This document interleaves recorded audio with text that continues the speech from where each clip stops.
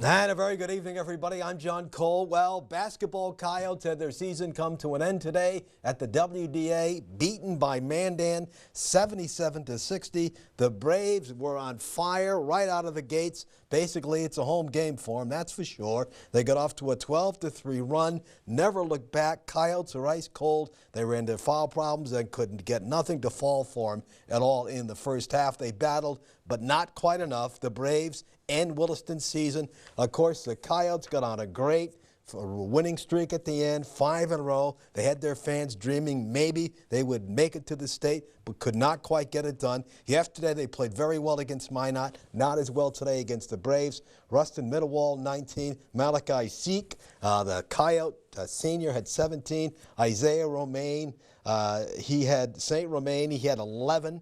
Things weren't falling for him either, and they did a good defensive job on him. He averages 22 points a game, so hats off to the Braves for that. You heard Mr. Fenders tell us earlier this week he had never even been to the WDA, so that's great. It's great for the youngsters on that team to get postseason experience. Hopefully they get back there and they end up going on to state, but they gave us a lot to talk about, and that's great.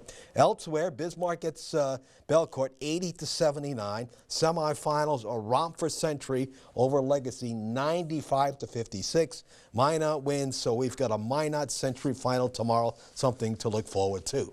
Now, those Lady Tetons take on Miles Community on Saturday at 5 p.m. on the semifinals of Region 13 in Wahpeton. So how do they stop those Lady Pioneers?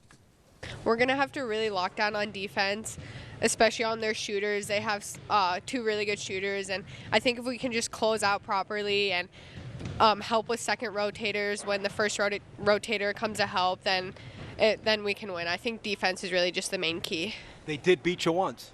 Yep, and that's because when we watched film, our closeouts and our defense, it just wasn't there. We just weren't really focused, but I think this next time that we know what we need to do, and it'll be different. Well, we have to limit the three-point shots from Becky. She's a really good shooter. She led the conference in three-point shooting. You got to stay on her because she can stroke it. And then they got a left-handed post player, about 6'2", from New Zealand, that is very, very good. She's been putting up big numbers, and we got to stop her inside game. But then just play our game. We need to play hard and play defense and rebound and let the chips fall where they may. I mean, we've had a really good game against them the first 2 times, and then this last time over at Miles, we didn't play very well, and they got us. So anybody can beat anybody in this league. As I think all the lower seeds won yesterday, so you just never know. And you're very close. I mean, you're very close to something good happening, but you got to take out Miles first. Yeah, for sure, and you can't look ahead in this league. Miles is a very good team, and of course, Coach Bolstead, Jen, I've known her since she's a high school kid, and she's doing a really nice job with her kids, and they run a lot of good stuff, and it's just, I think it's going to be a real close game.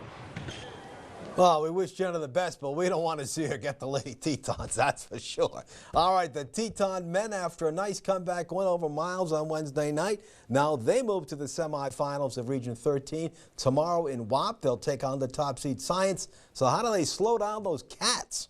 We're going to have to make a lot of the adjustments that coaches showed to us in film, and we're just going to have to play our hearts out. We can't leave anything on the floor.